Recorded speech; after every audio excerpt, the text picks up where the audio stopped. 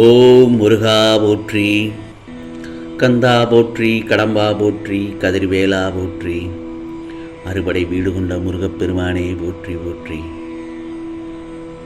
இந்த நல்லதொரு காலை பொழுதில் இந்த முருகப்பெருமான் உன் இல்லம் தேடி அவசரமான செய்தி உன்னிடம் சொல்ல வந்திருக்கிறேன். இந்த முருகப்பெருமானை நம்பிக்கையுடன் நான் சொல்வதை கேள்.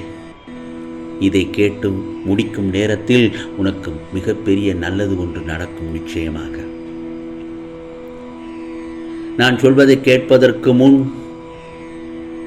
முருகனுக்கு அரோகரா, கந்தனுக்கு அரோகரா என்று பதிவு செய்துவிட்டு நான் சொல்வதை கேள் என் செல்லமே.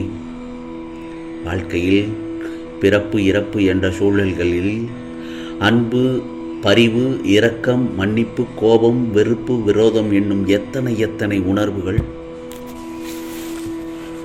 இந்த சூழலுக்கு நடுவில் நமக்குள் 1000 உறவுகள் நம்மை சுற்றி வருகிறார்கள்.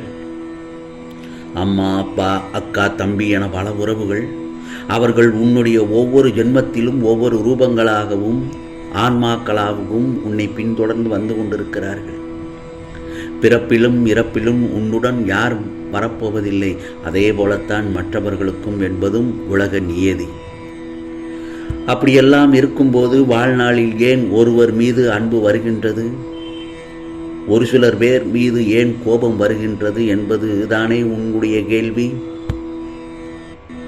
என் செல்லமே, நீ ஒரு கருங்கல் நிறைந்த வழியில் நடக்கின்றாய். அப்படி நீ போகும்போது கால்களில் அடிபட்டு விடுகின்றது. ஒரு கல்லினால் உனக்கு அடிபட்டதால் அது வலிக்கின்றது. அந்த கல்லை யார் காலிலும் படாதவாறு ஓரத்தில் போட்டு பின் அந்த வழியில் நீ நடந்து கொண்டு செல்கின்றாய். இது வாழ்க்கை பற்றிய ஒரு புரிதல்.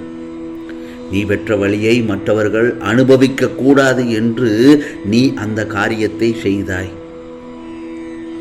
நீ போகும் பாதையில் முட்கள் இருக்கிறது, அதை கவனித்துக் கொள்கிறாய். அதனால் அது உன்னை காயப்படுத்தவில்லை. இருந்தாலும் அங்கே மற்றவர்கள் செல்லலாம். அவர்களை அந்த முள் குத்தி காயப்படுத்திடக்கூடாது என்று அதை ஒரு ஓரமாக எடுத்து போடுகின்றாய். இவற்றின் மூலம்தான் வாழ்க்கையின் உண்மையான அர்த்தத்தை எந்த அளவிற்கு புரிந்து கொண்டுள்ளாய் என்று தெரியும். வலித்ததால் அதை உணர்ந்து மற்றவர்களுக்கு அது வரக்கூடாது என்று கண்ணில் பட்டதை மற்றவர்களை காயப்படுத்தும் என்று உணர்ந்து அதை மேற்கொண்டாய்தானே. அவர்கள் மனதால் அன்பை நேசிக்க கூடியவர்களாக இருப்பார்கள். ஆனால் காலில் காயப்படுத்தியதால் தன் வழியில் மட்டும் கவனித்துச் சொல்வார்கள். அவர்களுக்கு வாழ்க்கையில் அன்பு இல்லாமல் அல்ல, அவர்களுக்கு அவர்களின் வலியை தாங்க முடியவில்லை. அதனால்தான் இது தவறல்ல. ஆனால் முட்களை பார்த்து அந்த இடத்திலிருந்து கடந்து செல்லும் அந்த உள்ளத்திற்குத்தான் அன்பை பற்றியும் வாழ்க்கையை பற்றியும் புரிதல் வேண்டும். புரிகிறதா? இவைகளை நான் உனக்கு கூறுவதற்கு காரணம் என்னவென்றால், கடவுள் படைத்த அனைத்திற்குமே ஒவ்வொரு காரண காரியங்கள் உண்டு. அவற்றுள் மிக புண்ணியமாக கருதுவது எது தெரியுமா? மனித இனம்தான். ஓர் உயிரின் பிறப்பும் இறப்பும் மனிதர்கள் கையில் இல்லை. ஓர் உயிரின் பிறப்பும் இறப்பும் மனிதர்களின் கையில் இல்லை. அதை மட்டும் முதலில் தெரிந்து கொள். ஆம் செல்லமே, உன் வாழ்க்கையிலோ நீ இன்பங்களையும் துன்பங்களையும் அதிகமாக சந்திக்கின்றாய். நீ புத்திசாலி என்று நான் நினைக்கின்றேன். ஆனால் நீ இவ்வளவு கோழையாக இருக்கிறாயே ஏன்?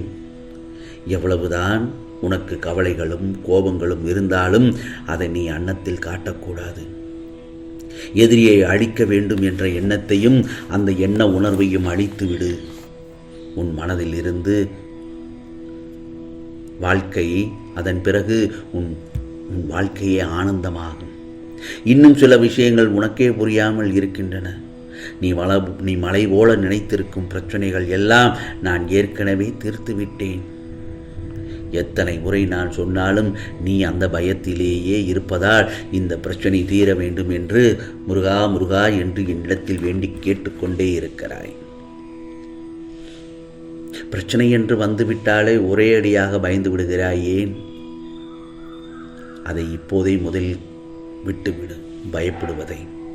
இனி வரப்போவதெல்லாம் உனக்கு வசந்த காலம்தான். வாழ்வில் நீ எதையெல்லாம் நிரந்தரம் என்று நினைத்து கொண்டிருந்தாயோ அவையெல்லாம் நிதர்சனம் இல்லாத பொய்கள் என நீ புரிந்து கொள்ளவே உனக்கான பல சோதனைகள் இந்த முருகப்பெருமான் உனக்கு நான் தந்தேன். ஆனால் நீயோ வெகுளியாக இருக்கிறாய். உன்னை சுற்றி இருப்பவர்கள் யார் நல்லவர் கெட்டவர் என நீ அறிந்து கொள்ளவே அதற்கான சோதனை கட்டத்தை உருவாக்கினேன். அவர்களால் நீ பொறுமையையும் நம்பிக்கையும் இழந்து உள்ளாய், அவமானப்பட்டாய். அந்த கெட்ட காலங்களையும் நீ நினைத்து பார்க்க வேண்டாம் என் செல்லமே. காலங்கள் மாறிவிட்டன. இந்த நல்லதொரு காலை பொழுதில் உனக்கு இந்த முருகப்பெருமான் கூறும் பல நல்ல செய்திகளை கேள். நீ இனி நன்றாக வாழப்போகிறாய். இனி உன் வாழ்வில் நல்லதொரு தென்றல் வீசும் காலம்தான் ஆரம்பமாகிறது. இதோ என் வலது கையை கொடுத்து உன்னை தூக்கி நிறுத்தி உள்ளேன். நான் உன்னை தாங்கிக் கொண்டிருக்கிறேன் என்பதை உணர்த்துவதற்காகத்தான் பல முறை உன் கோரிக்கைகளை இந்த முருகப்பெருமான் நிறைவேற்றி தந்தேன். இக்கட்டான நேரங்களில் எல்லாம் உன் கூடவே இருந்து உன்னை காப்பாற்றினேன். முருகா முருகா என்று நீ கூப்பிட்ட நேரத்தில் எல்லாம் நான் உனக்கு பதில் குரல் கொடுத்தேன். இவையெல்லாம் நான் எதற்காக செய்தேன்? நீ எப்போதும் மகிழ்ச்சியாக இருக்க வேண்டும் என்பதற்காகத்தான் இந்த முருகப்பெருமான் உனக்கு நல்வழியை ஆனந்தத்தை அளித்தேன். ஆனந்தம் மன மகிழ்ச்சியாக இருக்கும் போதல்லவா வருகிறது? ஆனந்தம் மன மகிழ்ச்சியாக இருக்கும் போதல்லவா வருகிறது? மன மகிழ்ச்சி எப்போது வருகிறது? உன் கோரிக்கைகள் அனைத்தும் நிறைவேறிய பிறகுதான் வருகிறது. நீயோ நான் முடித்துவிட்ட பிரச்சனைகளை இன்னும் முருகா எனக்கு முடிக்கவில்லையே என தவறுதலாக புரிந்து கொண்டு இன்னும் நீ துக்கத்திலேயே இருக்கிறாய். நான் சொல்வதெல்லாம் என்ன தெரியுமா? அந்த துக்கத்தை உன் மனதிலிருந்து தூக்கி எறிந்து விடு. உன் மனதிலிருந்து எரித்து விடு. அப்போது நீ கலக்கம் அடைய மாட்டாய். நான் இன்னொன்று சொல்லட்டுமா என் செல்லமே? மனிதனாக பிறந்தால் எல்லாவற்றையும் அனுபவித்துத்தான் ஆக வேண்டி உள்ளது. புரிகிறதா? நீ ஆனந்தமாக இருக்கும்போதுதான் உனக்குள் தைரியம் பிறக்கும், தன்னம்பிக்கை பிறக்கும், என்ற எதையும் சாதிக்கலாம் என்ற உற்சாகம் உனக்குள் பிறக்கும். புரிகிறதா?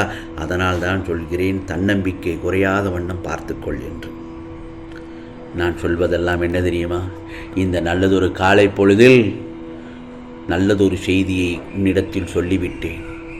இதை நீ கேட்டு முடிக்கும் நேரத்தில் உனக்கு மிகப்பெரிய நல்லது ஒன்று நடக்கும். அல்லது செவி வழி செய்தியாக கேட்பாய், அல்லது தொலைபேசி வழியாகவும் நீ நல்லதொரு செய்தியை கேட்பாய்.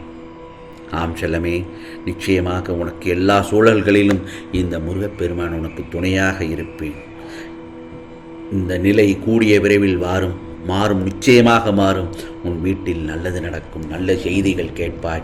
இது முருகப்பெருமானின் அருள் வாக்கு, சத்திய வாக்கு. உனக்கானதெல்லாம் நிச்சயமாக நல்லது நடக்கும், நல்லது மட்டுமே நடக்கும், அதுவும் நன்மையாகவே இருக்கும். ஓம் முருகா சரணம், ஓம் முருகா சரணம், ஓம் முருகா சரணம்.